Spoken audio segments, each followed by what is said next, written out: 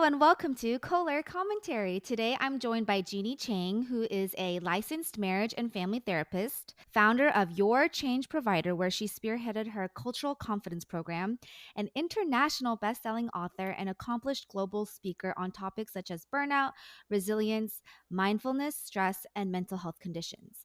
There are so many more amazing things Jeanie leads for her community and her work, but what caught my eye was her social media platform.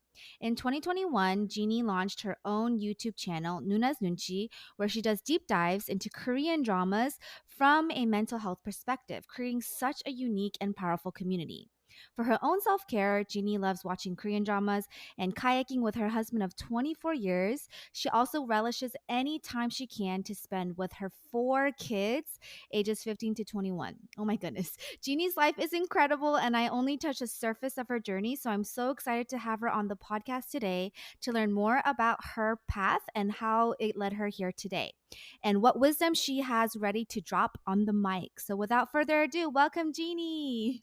Yay, thanks so much. That wasn't that uncomfortable. Usually when I hear an intro, I'm like, "Oh, thank you for making it fun." I still have so many things that I need to include about all the things you have accomplished. And it's like, I was like so amazed reading through everything you've done. So I can't wait to learn more as we talk. Oh, thank you. Well, I'm glad to be here. I really appreciate you making time. And actually, the first place you and well, I don't know if we connected, but the first time I actually saw you was, like I've mentioned many times on this podcast, Mustard Seed Generation. Shout out to them.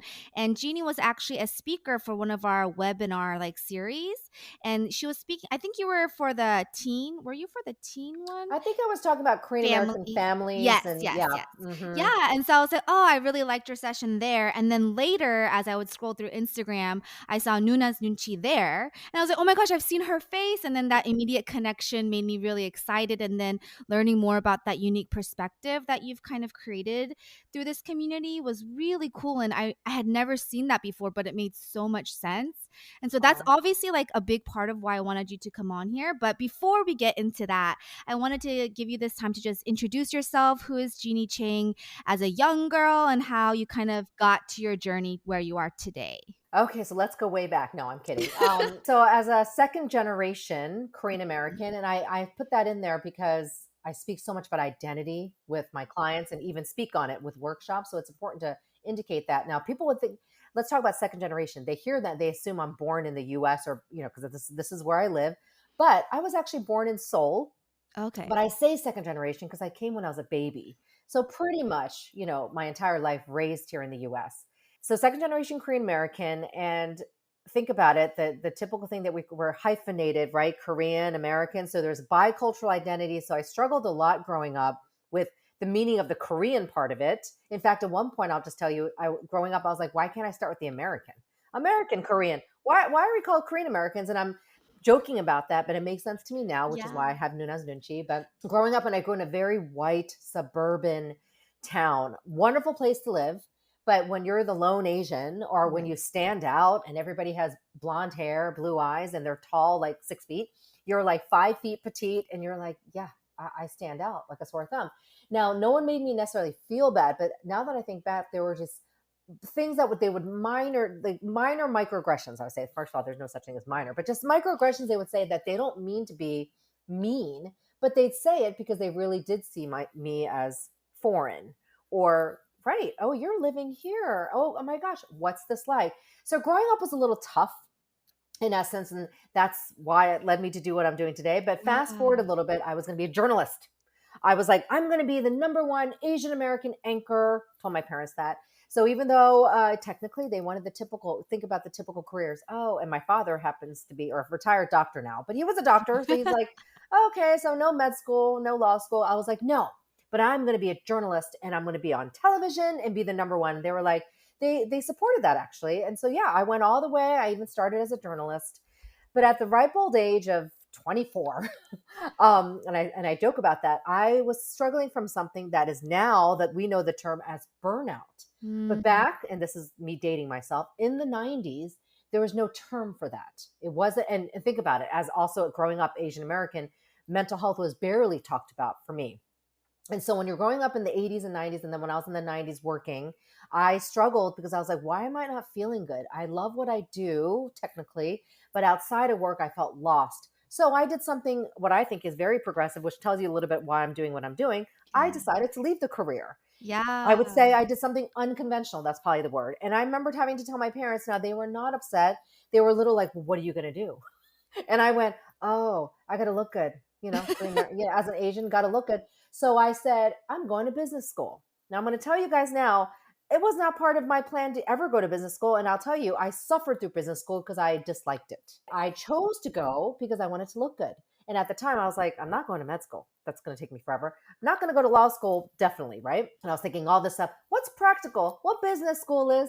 Okay, go for the MBA. So I did get it and I did finish, but it took me some time because during that time I did not, as you mentioned, I have 4 kids. I didn't slow my Oh my my gosh. family life down. Yeah, so I started off with no kids, but then I think I had 3 by the time I graduated from business school. I Oh had my them very close in age. goodness. By the time I was 30, I had 3 kids under the age of 3 at one point. 3, 2, and I don't recommend that, guys. Yeah, that just happened, but I'm glad I had them close together now that I think back, right? But it was after business school that I was, and this is why I help with young folks to this day. I was asking myself, oh my gosh, I'm fairly young. I cannot be doing a marketing career for the rest of my life when I dislike it. And I wasn't Mm. passionate about it.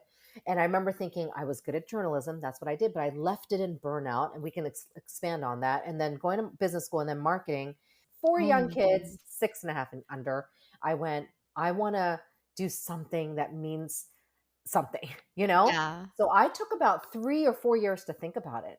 So during that time, raising my kids, which I'm so thankful I did, I always tell stay at home moms, hey, I wish I could go back to that. I love what Mm. I'm doing, but I enjoyed my work as a mom. That was a full time job, full time mom. And I thought about it and I even prayed about it. And I woke up, and this is really how it is. I woke up at 2 in the morning, and that's how dramatic it was. I stood up in bed. Of course, everyone's sleeping. And I went to myself and I went, wait a second. I'm going to go into counseling, but not just counseling. The word that came to mind was therapy. There is a difference. I went into the clinical side of things. Maybe it was my medical doctor father upbringing. I really like the clinical part of therapy, understanding depression, anxiety, honestly, suicide, what that looks like from a clinical lens.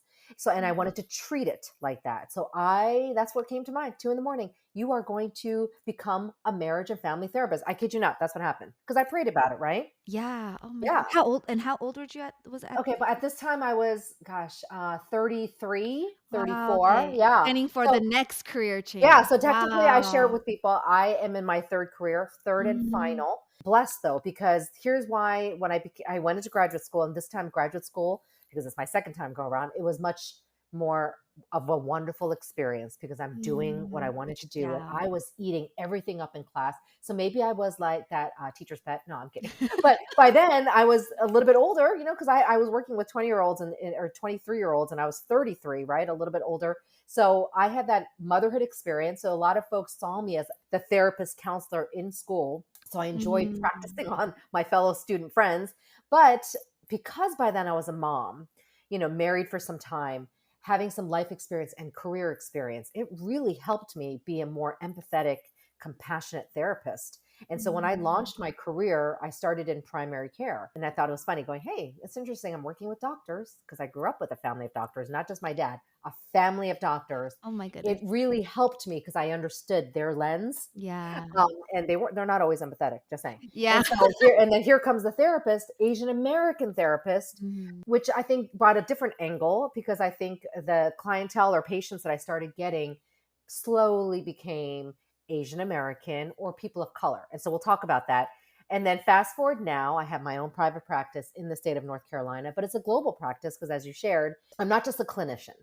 I became a global speaker, and I really believe that came naturally as people realized Jeanie actually can speak. I'm Yeah. laughing. But not everybody can do that.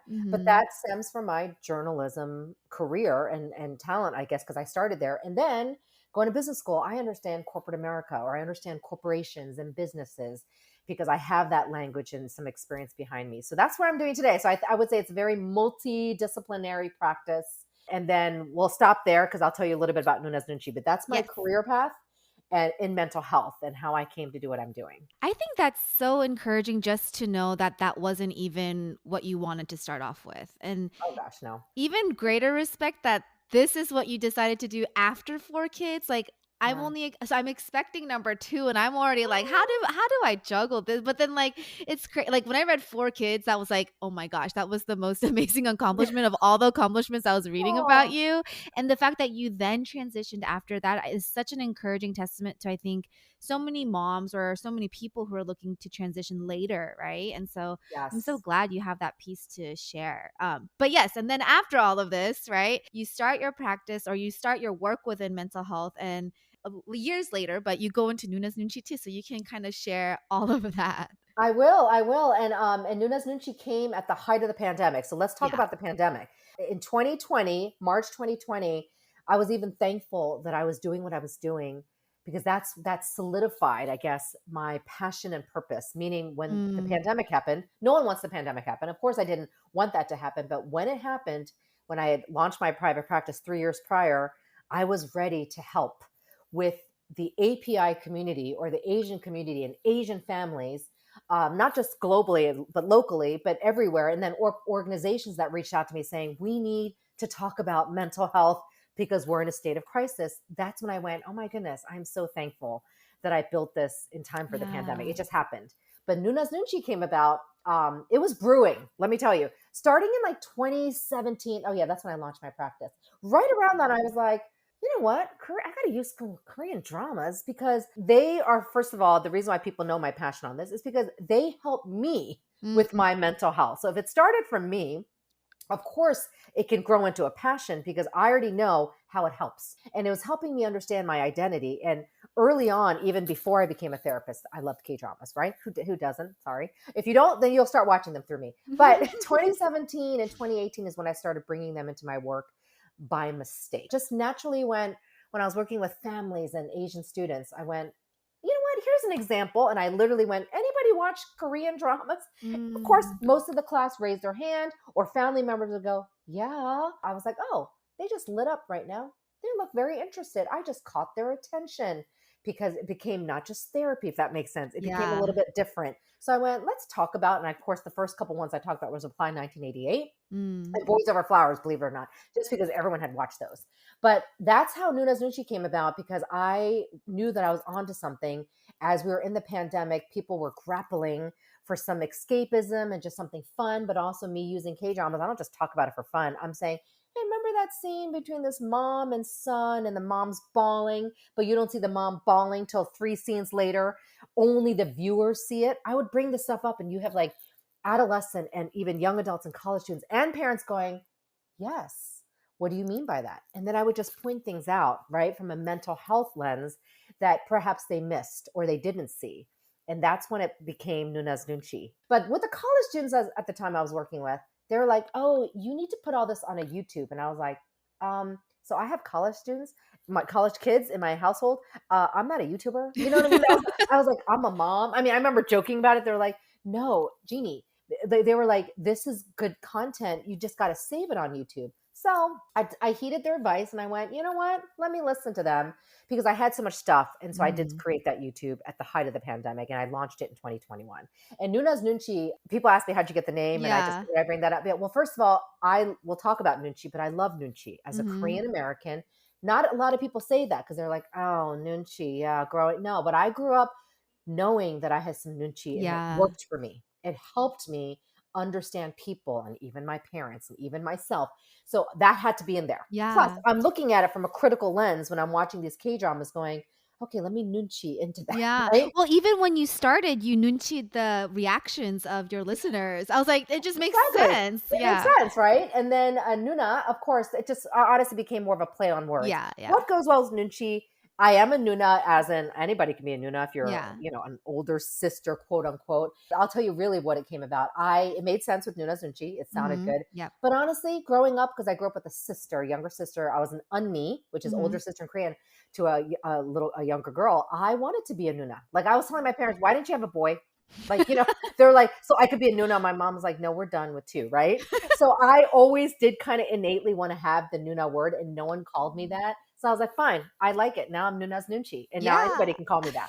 So that's how it came about. Oh my goodness. That's amazing that well, also you look so young. So when I read 4 kids and 24 years of marriage, I was so amazed. And I think even just like tech is so hard to figure out. And so I'm so glad you were able to create the YouTube platform. I think like even me, I get so confused with all of these stuff. And like Oh, I'm so scared to do like I'm still scared. No, I'm still confused. and I'll be like like, your what is this? graphics are so good. So I'm Oh, so well, I get someone to do that. So yes, I and do then have folks that, delegation with all your yes. MBA. Hello. Yeah. And I so, think that's yes, the huh? YouTube is not too hard to figure out, but thank you for that. You know what? Let's just say K beauty helps look young. Mm. But yes, I know I'm approaching 50.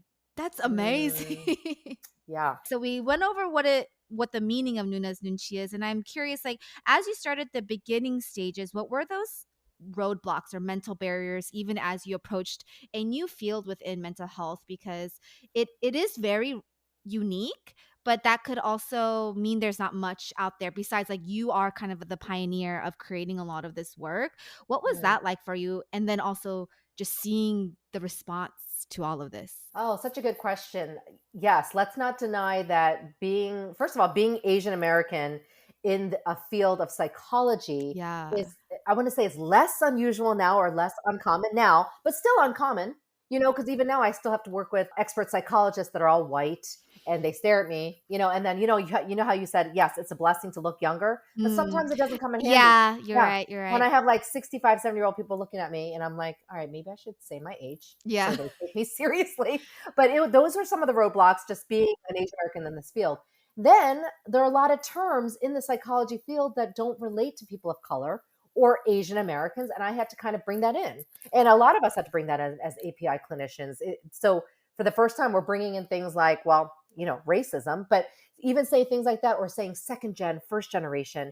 That is, people are like, what do you mean? And then even acculturation or immigration. People know those words, but I had to bring them into families and kind of reframe those terms according to what worked for the Asian population or people of color. And I'm bringing that up because that, to me, it was huge to use that in therapy to help folks understand that being an immigrant, or the fact that they had this difficult immigrant experience that they don't think is difficult, is affecting them today in their Yeah. parenting, right? If you think you might be feeling depressed, stressed, anxious, or overwhelmed, BetterHelp, the sponsor of this episode, is here for you. BetterHelp offers a broad range of over 20,000 licensed therapists who are trained to listen and help you.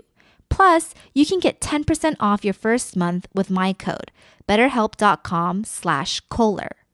With BetterHelp, you can talk to your therapist in a private online environment at your convenience, and all you have to do is fill out a questionnaire to help assess your specific needs before getting matched with a therapist in under 48 hours. Then you schedule secure video and phone sessions, plus you can exchange unlimited messages and everything you share is completely confidential. As a mom constantly working around Jaden's toddler schedule, having my weekly therapy online has been a complete game changer and a huge reason why I have made big steps to better my mental health for myself and for my family.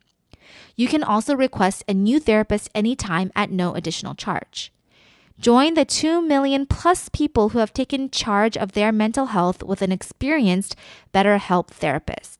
Don't forget to use my code to get that 10% off your first month at betterhelp.com/Kohler. That's better, HELP.com/Kohler.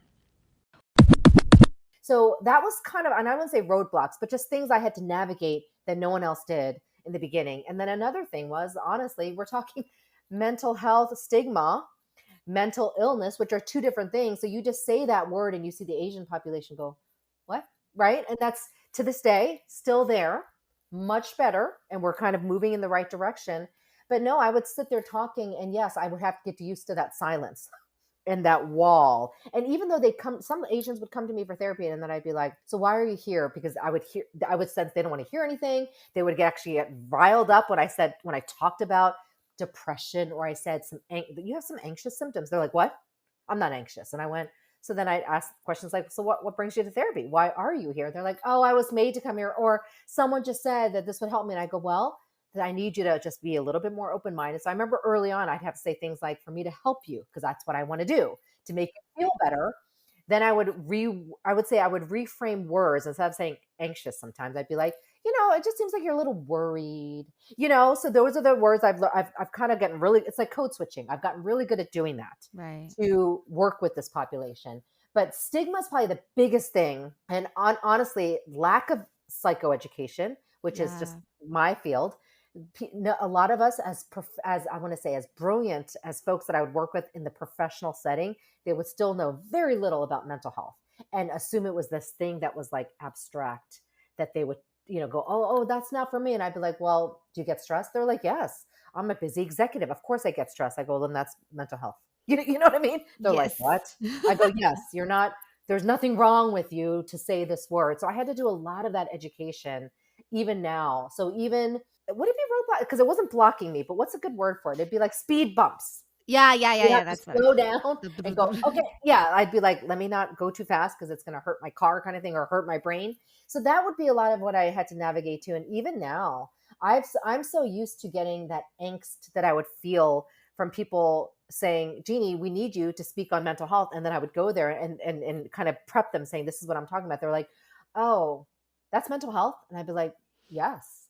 And I would get these looks like, because don't forget, what I'm doing is also working in organizations and Yeah. speaking to mass population where they're like, did Jeanie just say depression in this corporate workshop? And I will not, because my whole job is to navigate through that stigma and normalize it. So I'll use words like depression or suicidal ideation. There was triggering words that are like, what did she talk about that? But we're also human at the end of the day.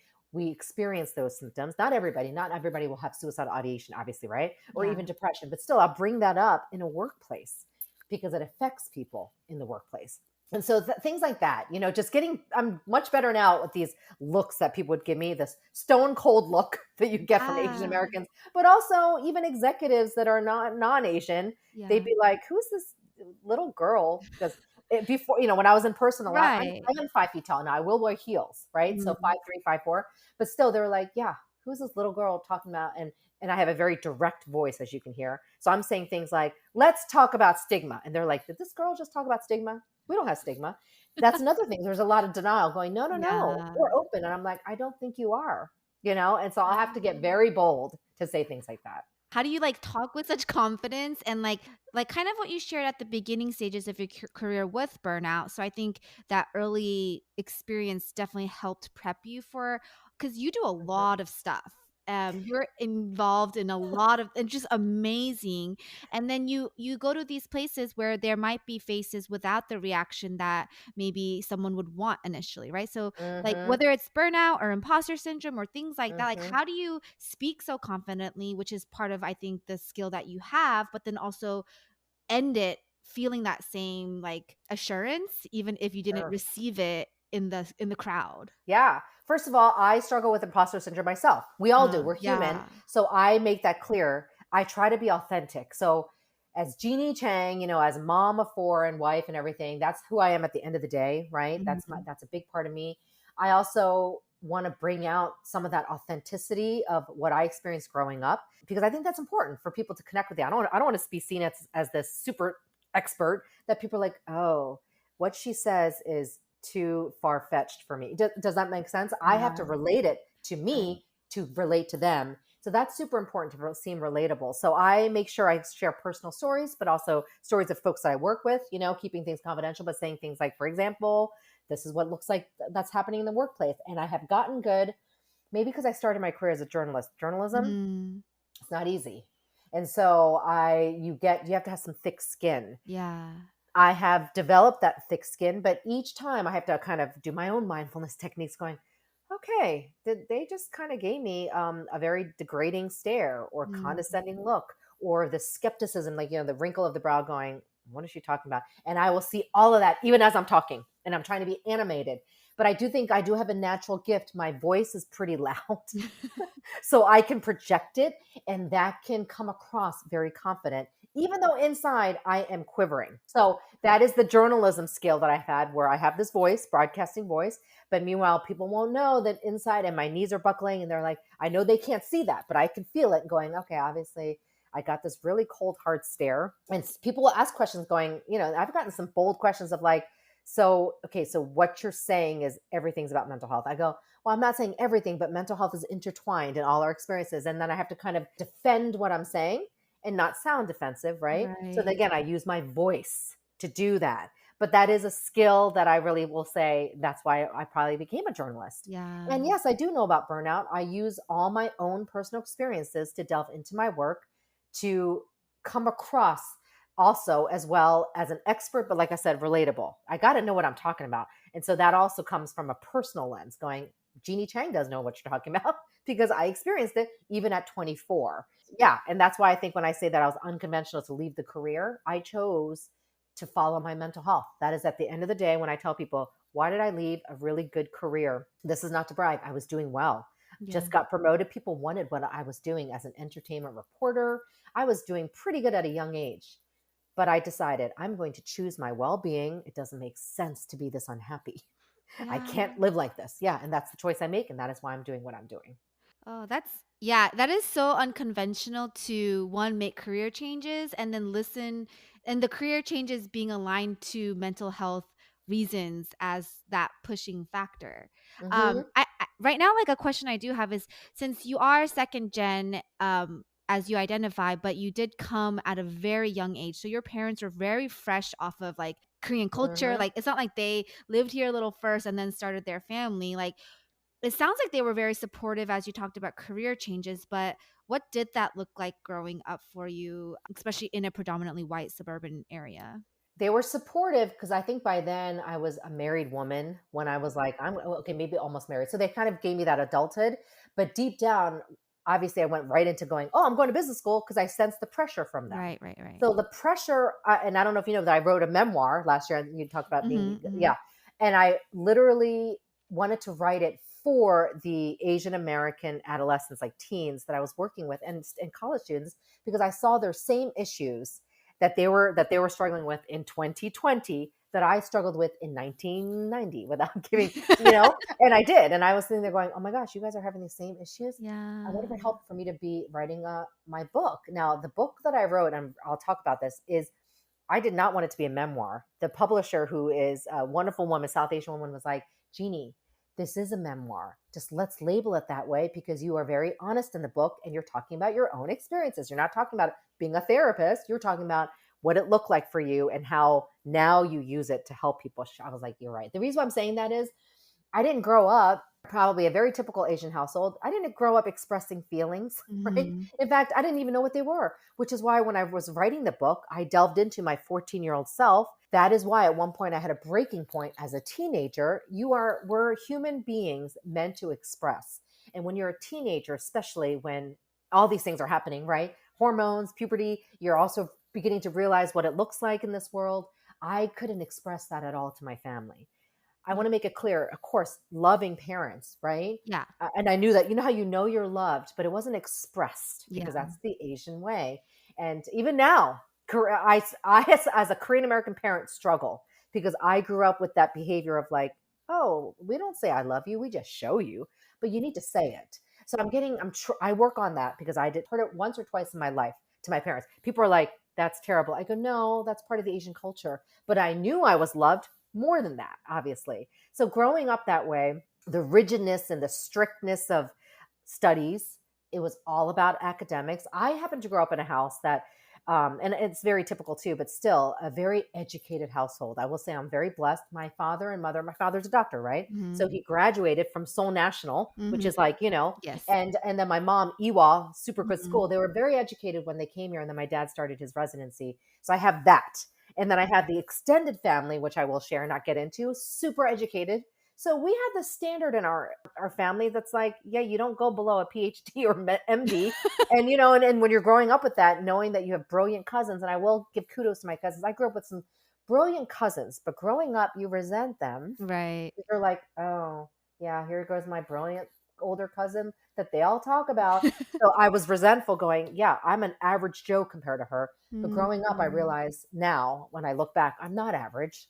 I felt average because of what I had experienced in my family. So the family itself, this is sad. And people will, when I say this, people are like, that's so sad, Jeannie, but I'm not trying to be sad. I'm just being realistic. My childhood was not the happy-go-lucky childhood.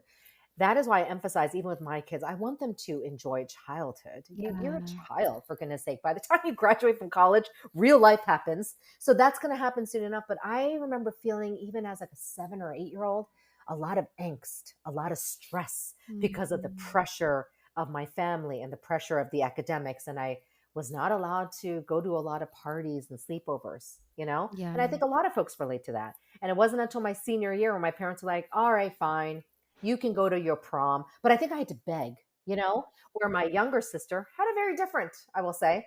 I broke my parents in, as it happens with parents. And then you have your second kid who ends up doing a lot more. So she had a very different experience, but still, we both talk about how it was still very strict.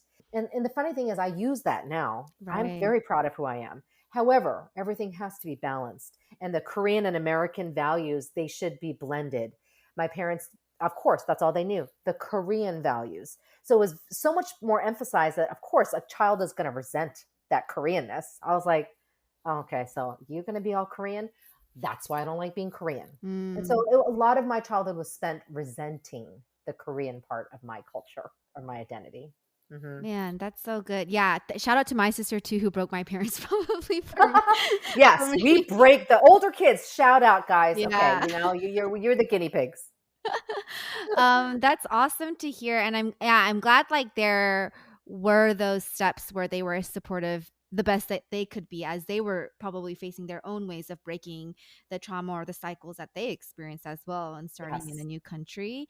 Yes, I'm Um, glad you mentioned that. Yeah, because yeah. I'm more empathetic because I'm a parent, but also I'm seeing years of experience and seeing their experience that they did not share, right? Let's not forget. Right. Immigrant parents don't share their experiences I know. because they don't know what it looks like and they don't know that it's traumatic. That's my angle. So I should have shared this, that this makes me unique as a mental health clinician, that I am a second generation Korean American, but I'm generally most people's parents' age.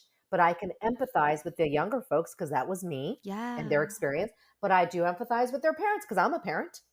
So I Yeah. see the parenting angle. So I always say that to folks. That's how I win them over. I understand both your angles, No, as a that's mom, amazing. as a dad, whatever, but also as a child or as a 20-year-old. I get it. I was there.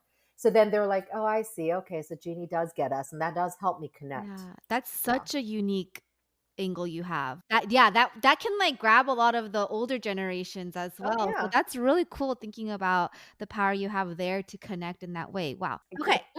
This is amazing. Okay, so as we continue forward, I'm curious what a typical day in the life looks like for you, or maybe a day in the week or month, or I don't know, Sure. because you're a part of so many different things. You have Noona's Noonchi, which is a very specific community, but then you speak at all these engagements, and you have like this corporate background that you can tap into, and all these other practices. Like, what does that look like, and how do you keep track of that?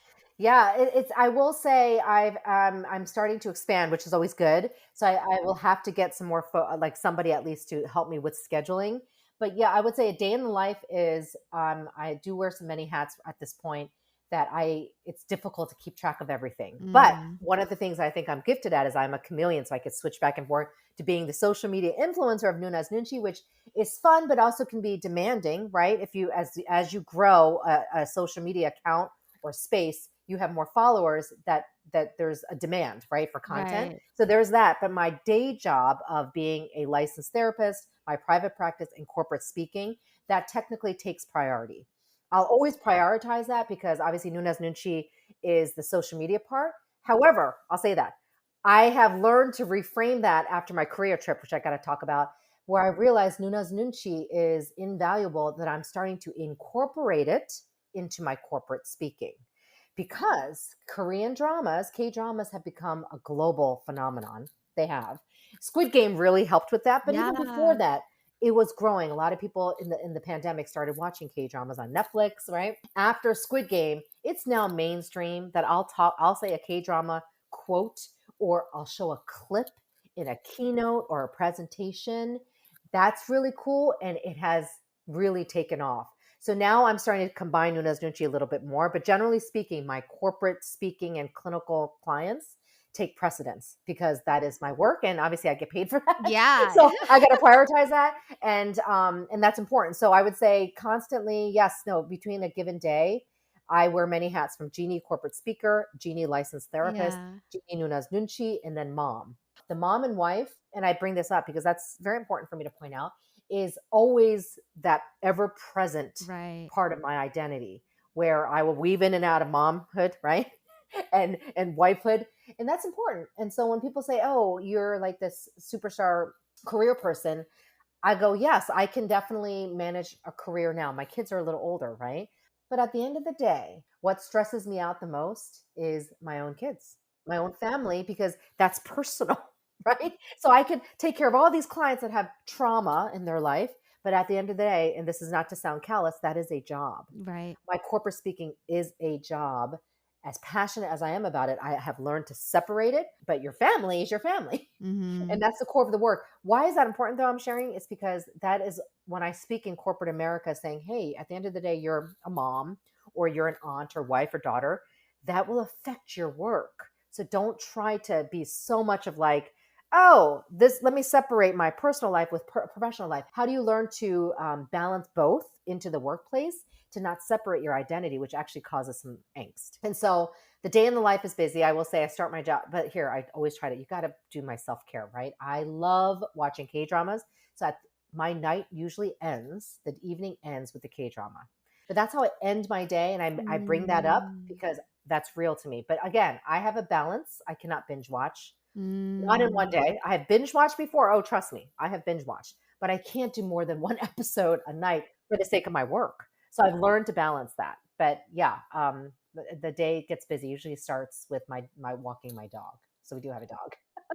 Another child, Yeah, let me tell I you. know. I think when people have kids and then they have like animals or pets as well, I'm Yeah, like, it's why? crazy. Why would you guys do more As for I your said, yeah, I was like, well, I just raised four kids. Now I have a fifth dog, but he just came into our life last year, and it just was timing. But yes, no, a dog is lovely and therapeutic, but they take a lot of work. But I will say, I probably got a little better in shape because I'm walking him Right, right, right. in like 100-degree weather. Oh So my I'm like, gosh. okay, I'm dripping with sweat. I have to change before my next client, but at least I got a walk in and some steps.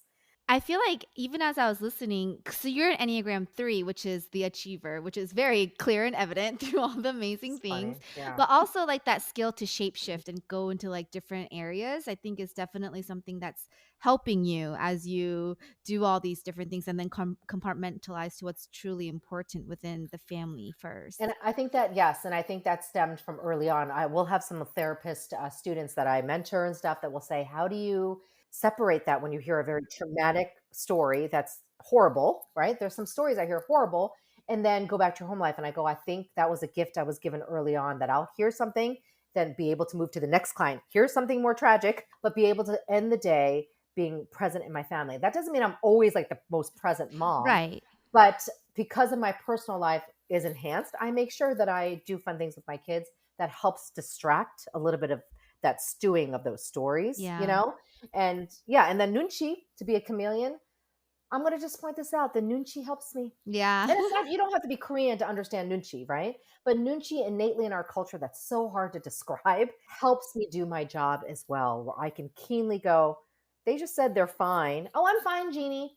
And then they're really good at convincing everybody else. And I'll be like, but something like my mood, this feeling that I have is telling me you're not fine. And I'm able to be like, okay, but I sense something. So I'm just going to say it. I don't think you're fine at all. Something's going on. Right. And then eventually they'll break. Right. But I think that also helps me. The Nunchi helps me too. I Nunchi myself going, okay, Jeanie, you're not doing well. Take a break. Right. Mm. Don't do this. Say no. And that helps me too to Oh, manage that's good. Nunchi balance. yourself. I think that's I like, do. yeah, like I don't think we think to nunchi ourselves too.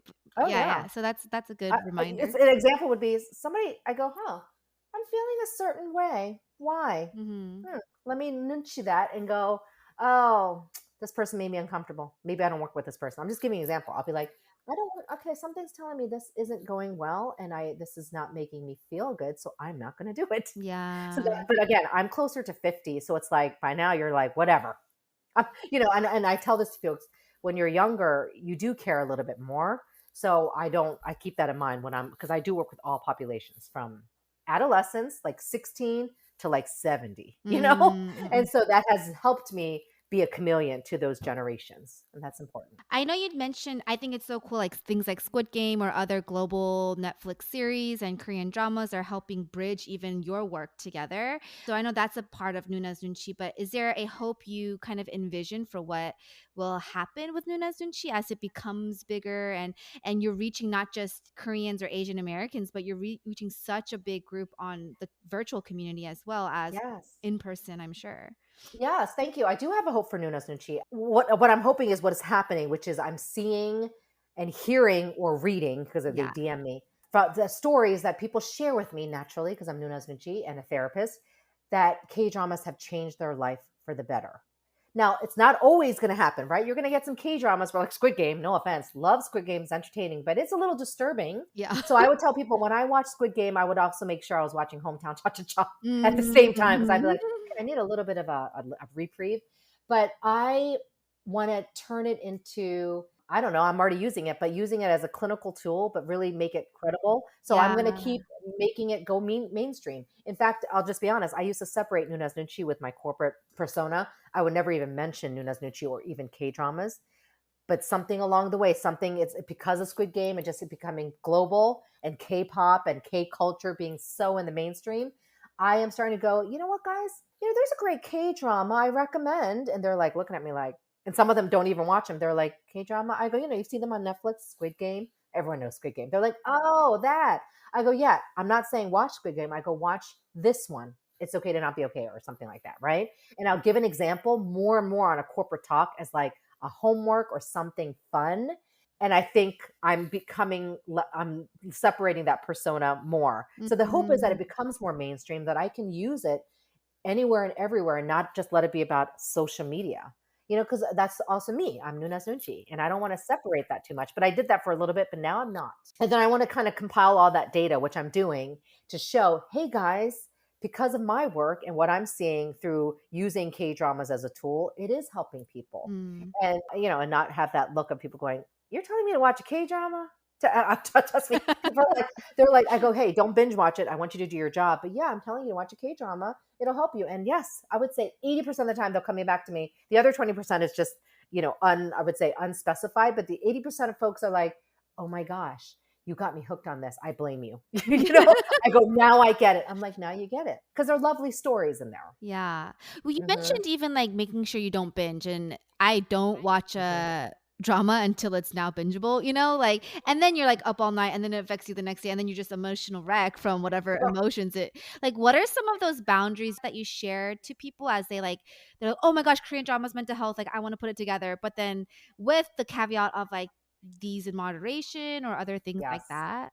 Yeah, I made sure I post that I'll joke in this like, reels that I do. It's a dose of a K drama a day, Yeah. and I made sure I say that and they're like, "What's a dose though? Is that a season?" I'm like, "No, that is not a season." It's a joke. People joke back to me going, "Because Jeannie, right now my dose is a full season." I'm like, "Yeah, no, that's not going to work for you. A dose is like one episode, and maybe like because sometimes I'll watch one episode and you're like, what happens next?" Yeah. So I do watch like the first 10 minutes of the next one. I just can't wait sometimes if it's bingeable, right? If there's drama already completed. So then I'll say it's really no more than one episode. And one episode is a full hour because these K dramas are long. That's a long time.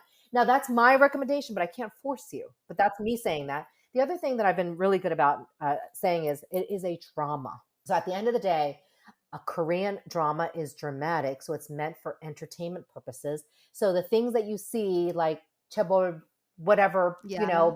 CEOs driving up with Porsches and sweeping people off their feet, that is meant to be dramatic because it grips us. Of course, you want to see that, the Prince Charming. Mhm. But yes, I said, hey, the reality is doesn't always look like that. And the reality is, but I always say the themes of K dramas like love, hope, resilience, That does exist. Mm-hmm. I make that clear. I go, yes, that is. Yes, you can feel loved like that. Just not with the Porsche in, I don't know, the Ferrari or whatever. I'm trying to think of these latest ones with those cars coming up and then they cancel all these appointments and book you an entire amusement park. Yes, that may probably never happen, but that is why we watch it. Because why would you want to watch something so realistically humdrum that you see in your own life? K dramas have to still grip you in. They want the ratings. At the end of the day, I'm saying this is why it's called a drama. No, it's dramatic, and no, those situations are unrealistic, but not themes and not the stories of the characters, and seeing them miserable but turn happy. That's all real life. That all is realistic. So that's what I tend to say to folks because I get those questions. And then I'll get questions like, how do you know when you're addicted? Okay. I go, you asking me means you are. I'll say that going, so clearly, there's some sort of issue, go with that. And if you feel like, honestly, you're letting responsibilities slip, you're not doing well at your job, you're consumed with watching it, almost like there's like a substance, right? It's still an addiction. And you start dropping, yeah, the things that you normally need to get done. I would say that is an addiction and you need to understand to pull back so far I haven't seen any people going, I'm really having problems. They'll just have to take my word for it because I'm not Yeah. their personal therapist. Right. No, those are good, helpful things to think about. And then you went to Korea where you kind of got to Mm, like marry this work you've been doing with actually going to certain sites. Like, yeah. how was that? That's like Oh, thank you so much for amazing. asking me. Yes, I'm so glad we're having this conversation. Korea, like I said, I know that I shared this a couple times. I was privileged to go fairly often. I would say like every other summer. Not everybody can do that growing up, but I would. But I never appreciated it like I did this summer. Of course, I would go and go, oh, Korea's that's cool. We can eat good food. I always did Mhm. appreciate the food. But when you're in Korea and every summer I would go because school breaks are in the summer. It is so hot in Korea. Let me tell you, you know how hot Korea is? Seoul is congested and they do blast the AC a little bit more now, but growing up I was like, where's the AC? It wasn't like the US where AC was abundant. So I didn't appreciate just some of the uncomfortability of Korea growing up. 10 years ago I went and of course had a marvelous time. So I bring that trip up, but I was also 10 years ago had to start my private practice and I was raising 4 young kids at the time. So they were, I don't know, I think 10 and under. So you're kind of in that mess of motherhood. Right. So I was much more preoccupied with my kids and my family and all the fun stuff for them 10 years ago. Now, fast forward 10 years, where I started my private practice, launched Noona's Noonchi. Everything this time around was about Jeanie Chang, the therapist, Jeanie Chang, the second generation Korean American. So I saw Korea in a completely different light this time. And my kids were older. I only took 2 kids. Sorry, 2 older kids. They couldn't go. They were working. But I took 2 younger kids that were in high school. So of course they were self-sufficient. I didn't have to like chengyo, the Korean word, chengyo Yeah. too much. I was like, you grab your own stuff, let's go. So we were able to go to these K drama sites. By the way, they're not easy to go to. Yeah. Yeah, because some of them were remote and you had to really make sure you get the cross street. And there were a couple times, yes, we got lost. And then my husband and my sister, who obviously are also K drama fans, are like, we're lost. I was like, okay, yeah, we are.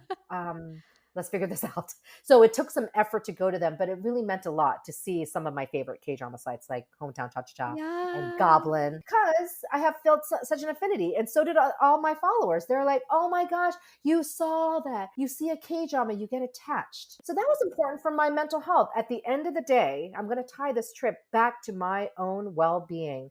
It was a true vacation, which is good for your mental health. I didn't check emails. I didn't sit there responding to people. No, I had a vacation responder on and I used it for the first time in several years.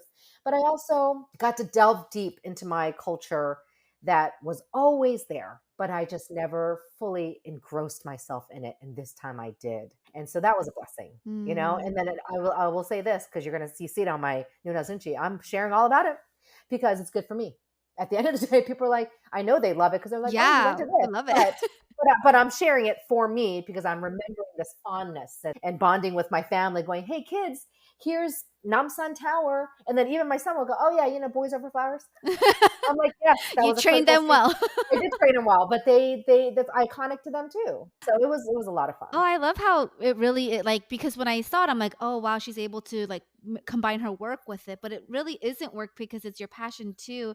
You were able to create those boundaries, and even as you post, it's like everyone's taking it in because they need to know where to go or what to do. They need to, But it's yeah. also for your like memory book. So Oh, it's for my that's memory great. books. And I'll be honest, and the followers are going to hear this. I did not do this for the followers. I did it for me. You guys enjoyed it too, but I wouldn't go to these remote places that in 105-degree heat I for know. all y'all. No, I'm kidding. I love you guys. It's really for Jeanie Chang that went, I want to see this remote place in Pohang and I'm going to go. And Pohang was actually probably the most difficult one because it's a remote town, right? I mean, it's a small seaside town. It really is. It's become a city, but not a lot of people go there except for hometown cha-cha-cha fans, really. And when the Camellia Blooms fans, right? That was that they had those sites there, but it took some time and energy in 100-degree heat to go. And Mm. I had to force my husband, and he was actually really good about it. He's like, this is in the boondocks. I was like, yeah, it is. But then you saw the houses and you're like, see,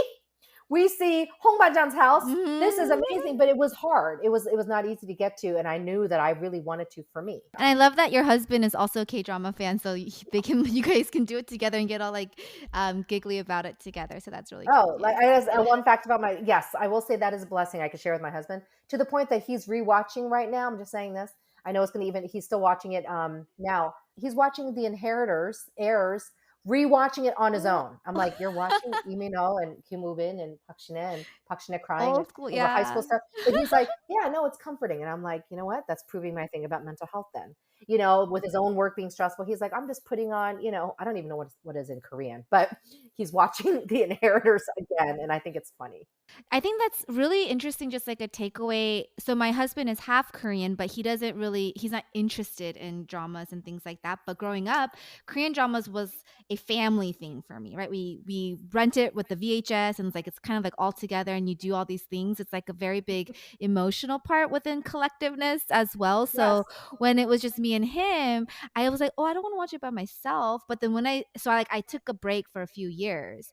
And then when I started watching again, like all these emotions came out, and I was like, oh no, this is like really helpful for just me, even if like I don't have someone else watching it with me. So it was like helpful to know even that break away from it was like Mhm. something that my emotions was missing in a way, or I don't know if that makes I sense. love how you said that. It does make sense. It was something that, and again, I tell people you do not need to be Korean to Right. really connect with the K drama, but I took a break from K dramas too. I was super busy with raising kids and then grad school. So I think it was like a good 8-year break, 7, 8-year break. That's a Mm, long time. Okay, maybe a little yeah. less than that because I do remember watching Full House in between that. Uh, But either way, I took a break too, and that's fine. It just happened to be my season of life. So I tell right. people it's okay to take a break. In fact, that's what happens. And I didn't choose that. It just happened, you Yeah. know? Something else I wanted to talk about in one of your recent posts was about the anti-Asian racism that you didn't experience in Korea and like the feeling of pyeone and just like not having to worry about that. And I was wondering if you could talk a little bit about that, what that means in terms of the work you've been doing since the pandemic and how that was a relief or reprieve for you. Yeah, I did not know that's what it was when I was in Korea. It's not like I went, oh, I'm not experiencing anti Asian racism in Korea. No, no, no. It wasn't even a thought in Korea. I was just having fun and Yeah. noticing other nuances, which I can talk about. But it's the minute I got back to the US and technically my home state, and my home state is a very warm, friendly place in North Carolina. But that's when it clicked. And so I want to make that clear. It was like, not the whole time I was in Korea. It's not like I was saying there's no anti Asian hate or racism. No, it's when I came back to the US that it was very Mm, poignantly obvious that that was part of my life growing up. It has been, right? I mean, it's not always hate, it's not always racist, but there's microaggressions, right? yeah. That we have this like defense mechanism. I have it and I put it up immediately when I arrived, and that's when I realized I wrote that down actually in my phone. I want to share this because that's what I appreciated the most in Korea, that I wasn't stared at or just like, you speak English? I mean, I even got that the other day going, what do you mean, do I speak English? I just spoke English. I said it like that. They're like, oh, yeah, so, right. I was like, Oh oh my my gosh. gosh. Yeah. You still get little comments like that. But again, they're not, especially the person that said it was not meant to be spiteful or mean, but you still get that. So I Mhm. didn't get that there. Now you get something else. I'll talk about what you get in Korea, but not anti Asian racism. So that's why I shared it. And that, just so you know, that has been so much of my work since 2020 because of COVID, right? We had COVID started. I worked with a lot of folks that were bullied for being Asian because they thought, this is when they're like, oh, the China virus. And I'm not going to go too much into it, but it came from China. You guys are Chinese. And so you get that. You get a lot of that. Then you had George Floyd that happened, and I was brought in a lot to help with crisis and everything and talking about racism, right? And then we had the spike in anti-Asian hate and hate crimes. So of course, that's a lot of part of my work was because I work with global organizations. So I was speaking a lot about that. And that took its toll, obviously. And that's why Korea was also great because I actually, when I said this was my first real vacation of Yeah. 3 weeks in 3 years where I did not respond to folks, that meant a lot. And so, yes, that has been so much of my work that I had and that's the word I use, reprieve. I had a break and now I'm back to it, right? Yeah. I'm back to it and that's part of my work and that's okay. But in Korea, I didn't feel that anti-Asian racism. So I guess to wrap up your Korea trip, if you would have any recommendations of like top 5 food experiences or places to visit, but then also if you have any takeaways like you wanted to also share, if it wasn't the anti-Asian racism, like other things you might have noticed that you could share with Mhm. your listeners. Yeah, so some of the listeners and followers did ask me about are they anti-foreigners, right? I mean, Korea can be this is a homogeneous country. So they can have that feel of even the anti-blackness, right? And I asked some of my black friends there and they sometimes feel it, but they can overlook that because overall they're happy to be in Korea. I'll start there. There that does exist, right? You are a foreigner and guess what? I'm a foreigner too, guys. I'm a Korean American. Yes, I can get along a little bit better with some folks because of the language, perhaps, but still the way I view things is still very much US. So even I would introduce myself as a Wegugin. I'm like, Mhm. yeah, I'm a foreigner. They're like, oh, okay, you just said it. But that's okay because that's how I identify. And then became more of a friendly banter, but there's a little bit of that there. And so it's good to know that, but I think you get that in any country, Yeah. when they're like, oh, what do you mean you just did this? Oh, Americans or like Europeans, whatever, right? But then I want to say my top 5 food experiences. I am simple. I love street food. And even though it's super hot and we have to be careful what you eat, you can't just eat everything. You got to be careful of food spoiling. My favorite just thing is going to a tteokbokki stand, right, spicy Yeah. rice cake stand and eating that. And I don't care. And that's my meal. And my husband loves that too. And I think that's probably the influence because it's really more him going, I don't care. I'm okay if you just give me some tteokbokki and kimbap. We want the real food. I'm talking real comfort food. I can survive on that. We did have a great experience. I would say one of the best experiences I did have is omakase. I don't even know if I can say it right. Yeah, Omakase. I think so. You can have it here. Obviously, I know it exists here, but I had it in Korea, and sushi in Korea is excellent. Mm. And so maybe being so close to Japan, but also the sea, it was an amazing experience to the point that I thought, are we going to get full on the sushi? Because it's like a one course at a time. Oh my gosh. By the 10th course, I was like, oh my gosh, I have to eat this.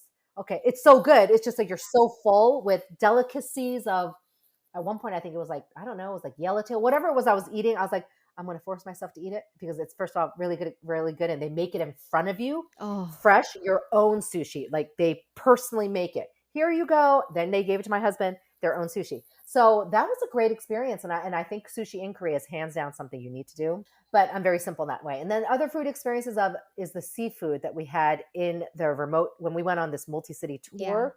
We had seafood in Busan, but also on the seaside towns that hands down, you see the fish in the tank, they're pulling it out and literally cleaning it and grilling it in front of you, Oh my And god. obviously, we're in the restaurant, but I could see that they were doing that. And I was like, we're just having fresh fish. You can't get any fresher than that. And Yeah. so the freshness of the seafood was really cool. And because we were at Chagalchi Market, Okay. Busan, hopefully I'm saying it right.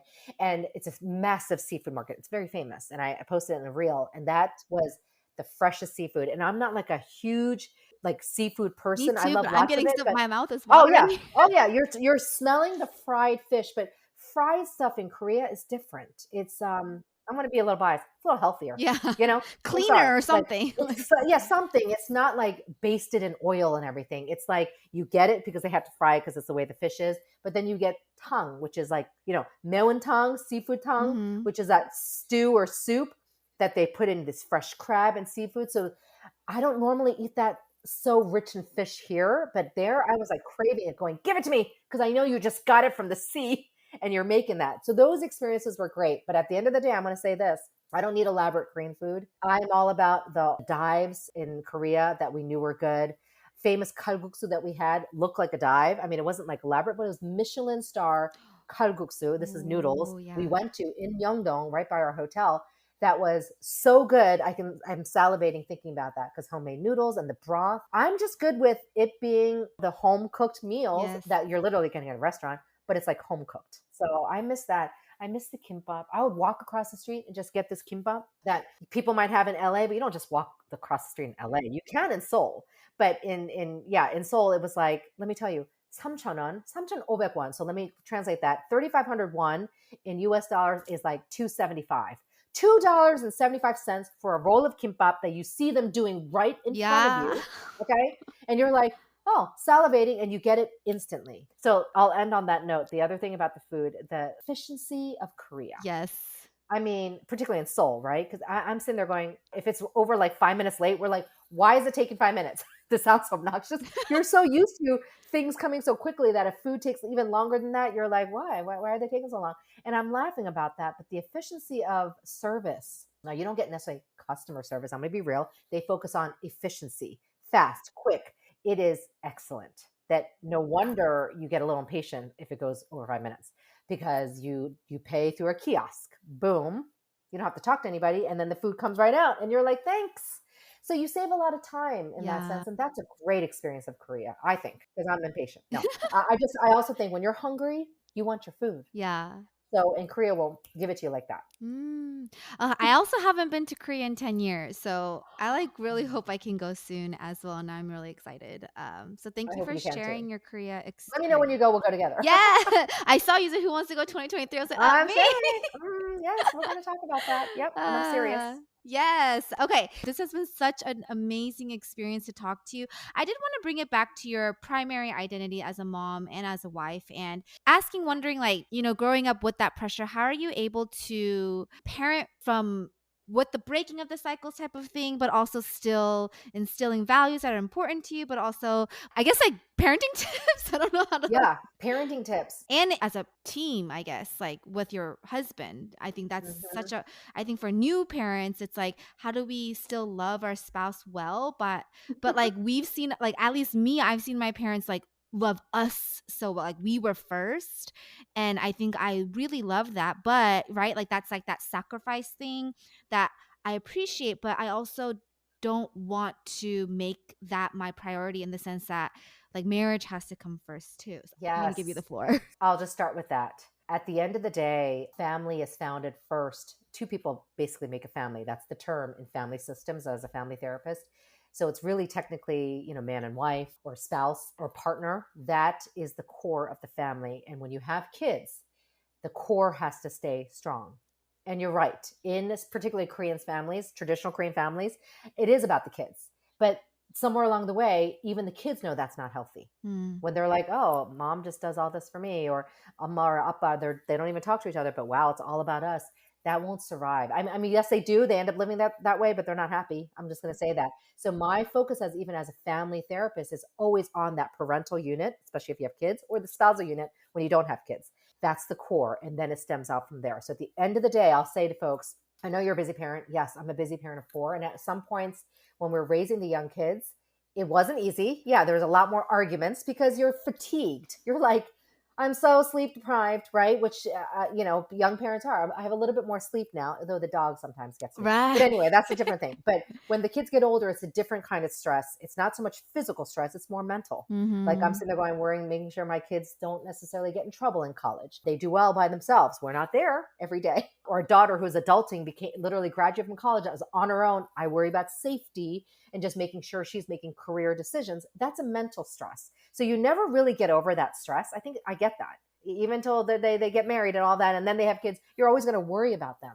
So I know that's there. So I tell parents, just know that doesn't go away. Mm. Because they'll be like, when does this go away? I go, like never Never. if you're a parent, right? So just face that. But at the end of the day, even when they're kids, and I'm proud to say this, we still prioritized each other. We would do date nights, even if it was in the house, because you got to be practical and not always get a babysitter. Even when the kids were young, it was often enough when we had any time, and that's why K dramas can be a good. K dramas, don't get me started, but the data that I know on that can enhance. I'm going to say this here: enhance your sex life. Take Because notes, guys. you're watching this, or you're watching a lovey-dovey like Crash Landing. Not all of them are lovey-dovey, but most are. They have some sort of love angle. You go, oh, that's cute. And then you feel this affinity to your spouse or partner because you're watching with them. And then it becomes this closeness. So I will always emphasize and reframe that traditional Asian narrative of like, it's all about the kids. No, it should not be all about the kids. Together, You guys can make it about the kids, as in you are one joint unit, but please look at your wife, please look at your husband first. And that should be priority number one. So I think that's how I lived, and that's how I tend to do that. That doesn't mean, and I think here's the other, at the end of the day, the kids, this is actually rooted in psychological models and theories. Your kids will feel more secure when they see you and dad close, or you and mom close.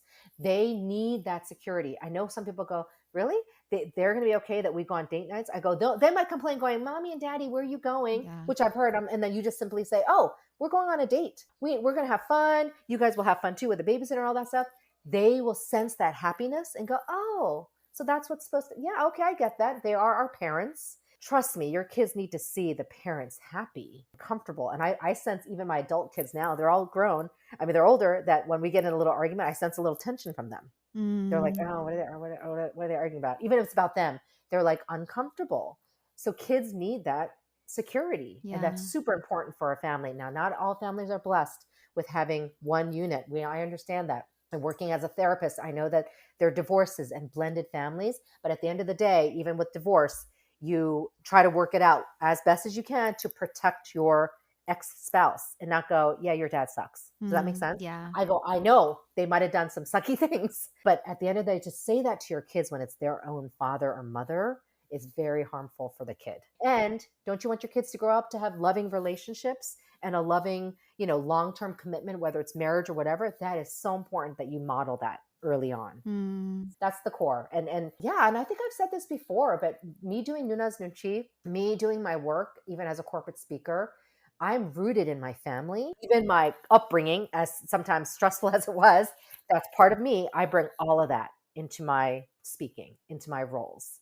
And then the other thing I'll just share, as in all honesty, as a second generation, which I technically would be called first generation maybe, but as a second generation Korean American, I struggle each day to not sound like my parents to my kids. Like, oh, you got a 90? Why isn't it a 95? I mean, I'm just being honest. Yeah. There are a couple times, I said that growing up. And then I see my husband who's watching me from the outside, give me a look, like a glare, going, did you just hear what you said? And I'll be like, what'd I say? Because I don't know that I'm saying that. And then I'll be like, oh. But the difference between me and my parents, and nothing against my parents, is that I'm more self-aware. Yeah. Ooh, oh my gosh. When my parents said, yeah, why didn't you get an A and not an A minus?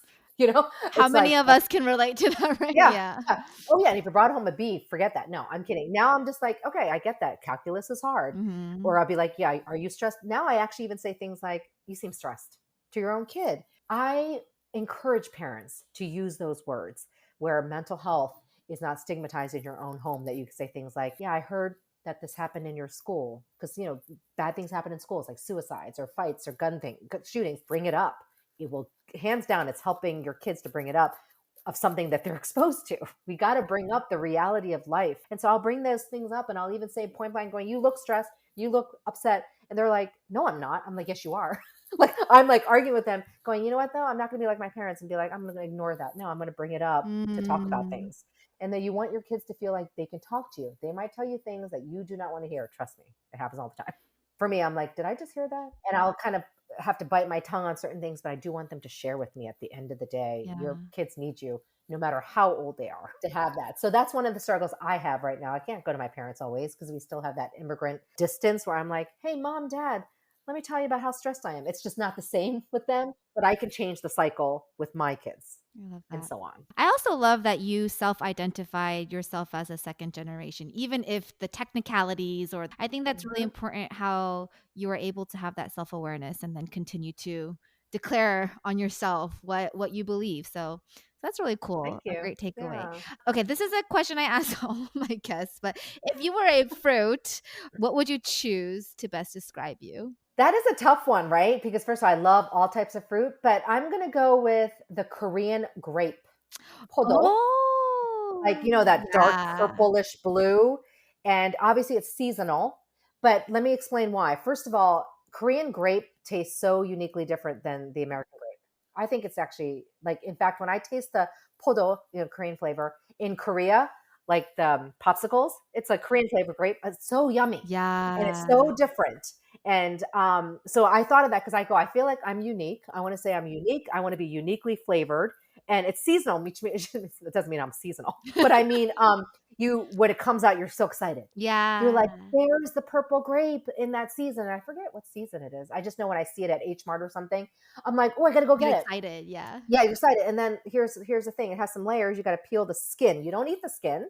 I do like sucking on the skin. I'm like, this is fun. But then you kind of throw that out, and then it has seeds. So the Korean grapes all come with seeds. So unfortunately, they're not seedless. Let me know if you ever get one. But that is a pain. But I feel like it makes you work to eat it. But it also makes you mindfully appreciate the fruit and the Right. sweet. So I'm eating it, then pulling out the seeds. But I'm like, oh, it's a lot of work, but it's so sweet. So I feel like not like I'm a lot of work, but I have some layers to me.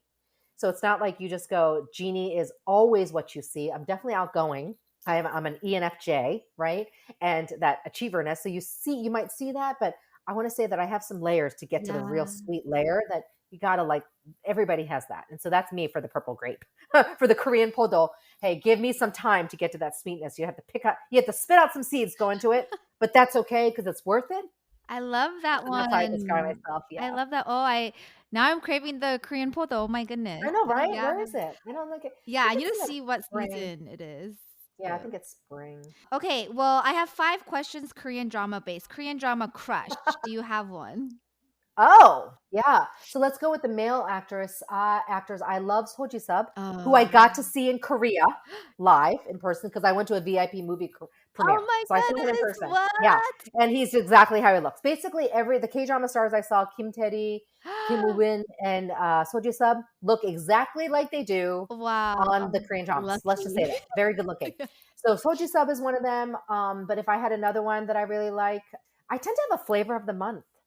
But the other one is Mm. really if I have the flavor of the month. But the Kim Sono is somebody else that I Oh, wanted yeah, to meet yeah, in yeah, person, yeah. but I didn't get to. And that's not because it's like I think he's so hot. Soji Sub I think has more of an Yeah. appeal. Kim Sono is just somebody I've always liked, as a person. So I like him. Now, actress wise, I love Kong Hyo Jin. Yes. And again, not necessarily this ethereal beauty, but it's like she's such a good Yeah. actress, and I love all her K dramas. They turn to gold, and she's a great actress. So I would love to meet her and just know that she's like 5'8.5" or something. Yeah. I want to see that height in person because I think that's super cool for a Korean woman. But there's a lot of other people that I love too. Like I love Park Young, super cute. Yeah, I feel yeah. like I relate to her. But yeah, those two. Favorite Korean drama, but I know you have 10, so I can plug in that post too. Because Well, no. But favorite all time. I do have a favorite all time. Gosh, let me think. Ooh. It's tied, but Okay. it kind of wavers more to this one. Favorite all time is My Mister. Mm, Who do you, Naya with Ajashi. IU, Naya right? Ajashi. I watched that IU. one. That one was Yeah. good. I'm gonna say it's people will be like, that's your favorite one because it's kind of dark and stuff. But it's the most dramatic change when I watch it at the end. It's so hopeful and happy to me. That's my favorite. And then a very close tie or behind it is Reply 1988. That's is that Mhm. is that the second one that came out? Because I only No, watched the first it's one. I what? know, You have it's to watch really all bad. of them. I Okay. know that was But my the Korean drama drought, and I have to go back to it. I know that's a Oh, okay, watch common. them. No, that is the newest one that came out. Okay, That's I the know that's latest one okay, that came okay, out. okay, So okay. start that, watch that last. Okay, okay. But that is one of my all-time favorites. In fact, I'll watch it sometimes when I'm bored. Like I'm like, oh, I'm cooking. Let me watch that. Yeah. So those two are my ultimate. But I have 10 good ones overall. But those are my all-time Yeah. favorites. I would say. Worst Korean drama? Oh my God, that's a tough one. I don't really have a worst one, but I guess I'll say one that I didn't finish. My roommate is a kumio. I couldn't Oh, finish okay. that. I wouldn't say it's worst, but I got bored, so I just stopped watching that. And I know there's other ones in the past that I've stopped watching, but that's one that I can tell you right now that I thought, what is this? And I think I tolerated it anyways for like 8 episodes, but I stopped at I think I stopped at episode 12 or something. They're like, you were so close to the end. I go, you know what though? And here's what I will share. I do not watch every K drama just to watch them Mm, because I'm Noona's Noonchi. I yeah. watch K dramas that I enjoy and help my mental health so I can share it with you. Otherwise, I feel like it's inauthentic for me to Right. watch every single one. And people will say things like, have you seen this one? I'll actually point blank say, no, I have not. They're like, can you Mm. watch it? I go, no, it doesn't really interest me. Some of them do. Like Love some of it. them I will go, you know what? That does interest me. I just didn't have time to watch it. I'll watch it. But some, if they don't, especially if they're heavy or not my genre, I don't have all this time to watch them. So I'll watch the ones I want. That's good advice. Best Korean drama to cry it all out? Like every one of them. No, okay. That's true. This is a hard one. Okay, if I would just say recent one, because obviously there's many ones in the past. Well, Mr. Sunshine. Let's go with Mr. Sunshine. That's not so recent. Mr. Sunshine is actually, I will share this. the one and only K-drama, but it's not necessarily my favorite, but it's on my top 10 that I binge watched with my husband. It was over Christmas break, folks, so don't think I didn't do work. Okay. I wasn't working. It was Christmas break, but I will say that we didn't even feed the kids at one point. The kids were like, they were old. They were like, it was 2018. So my kids were older, but they were like, we're hungry. And I was like, okay, why? What day is it? Oh, yeah. When did I last feed you guys? Because they had all come out by then. And I just remember it's a perfect thing to binge watch on a holiday vacation. And we binge watch it in like 4 days or something, that 24 episodes. But I remember crying a lot in that one. And that's what comes. I'm just going to answer what comes to mind. But that one is an emotional roller coaster, but it's also epic because it's a historical drama. So it's like you're seeing things in the past. But I just remember, really being torn through that. But that's one of my top 10. And last, favorite Korean drama couple. Favorite Korean drama couple. I'm going to say what comes to mind quickly is Master Son. Okay. Master Son. Uh-huh. Did you not see that? I don't understand that one. Okay, obviously not, because I heard the hesitation on your face. Okay. And I hear it in your voice. Okay, my Master Son is Soji Sub, and Kong Hyo Jin is a 2013 drama. It's on Viki. Have I not seen that? Okay. Yeah, I don't know. You got to see it. Classics. Okay. They're classic. Mm-hmm. They had really good chemistry. Okay. It was a beautiful story, but they were fun, and it's one of those that went from like I hate you kind of thing, kind of weird, to without giving too much. But it's about Kong Hyo Jin being able to see ghosts. Oh. So that's all I'm going to say. Okay. So she's like, and you've seen some of that now, but it's a classic. Okay, I need to watch it's also my top 10. Okay, yeah, I think that's where the only place I've seen the title is on your reel. Yeah, I love that one. I don't even know it in Korean. I should. But Master Son, that couple. Jeanie, thank you so much. I feel like I keep wanting to ask questions, but we got to end this time. How do people find you if they are interested in just learning more about all the things you have to offer?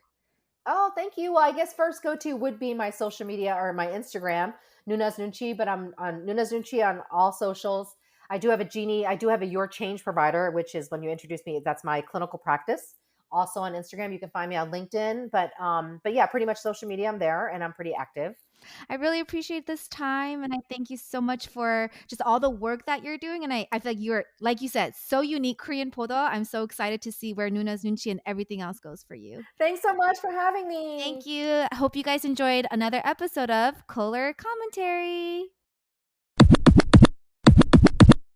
If you enjoyed this episode, make sure to rate it 5 stars and subscribe so you never have to miss another. Go to @ColorCommentary to comment your key takeaways and share what you want to hear about next. I would love to hear more from you on the topics you want to listen to. Thank you for being a part of this community. Bye.